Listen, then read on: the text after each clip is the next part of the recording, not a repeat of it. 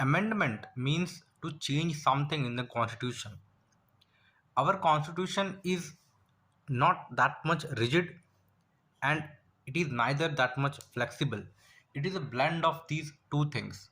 Whereas American constitution is little bit hard to amend, and whereas British constitution is very easy to amend.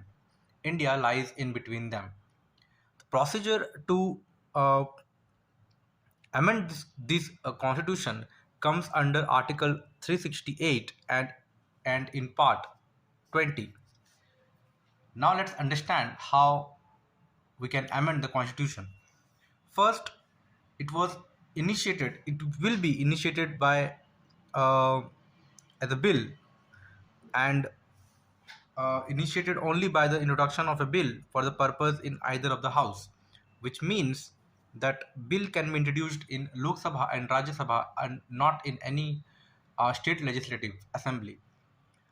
Also, it should be initiated by any minister or any private member. Minister means who holds any portfolio, and private members are the MPs which do not have any portfolios. Other than that, after the introduction of the bill in the either houses, it is necessary to understand that there is no prior permission required from the president. That means it does not require prior permission from the president. And now the steps are like, once it is introduced in either of the houses by any minister or a private member, it must pass through each of the houses. First, if it is initiated in Rajya Sabha, then it will go to Lok Sabha, or vice versa. If it is initiated in Lok Sabha, it will go to the Rajya Sabha. And in both the houses, there should be a clear mandate or special. There should be the bill should be passed with a special majority. And what does special majority means is that there should be majority of the total membership. For example, if there are 500 members, at least 251 members should be present on that voting day, and from that 251 members, at two-third of the voting should be in the for of that bill. Then only it goes to the other house. And after that, if in case of any disagreement from any of the houses, there is no provision of joint sitting. Joint sitting means members of each house sit in one place and they decide what to do. In this case, there is no provision for any joint sitting. If one of the houses deny the bill, then the bill does not pass. After the special majority, and after there is no disagreement, this bill then, if needed, goes to the state legislatives for again for the approval.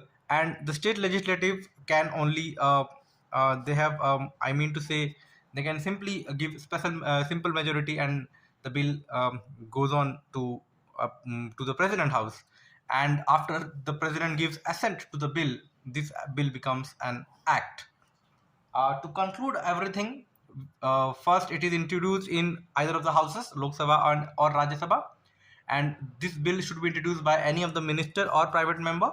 And after that, there is no prior permission required from the president, and each house must give a special majority is required, which means that total membership of the houses, that means majority of the people should be present, and that those people who are voting should give around two-third of the votes in favor of that bill. Then it will become an act. And after that, there is no provision for any joint sitting.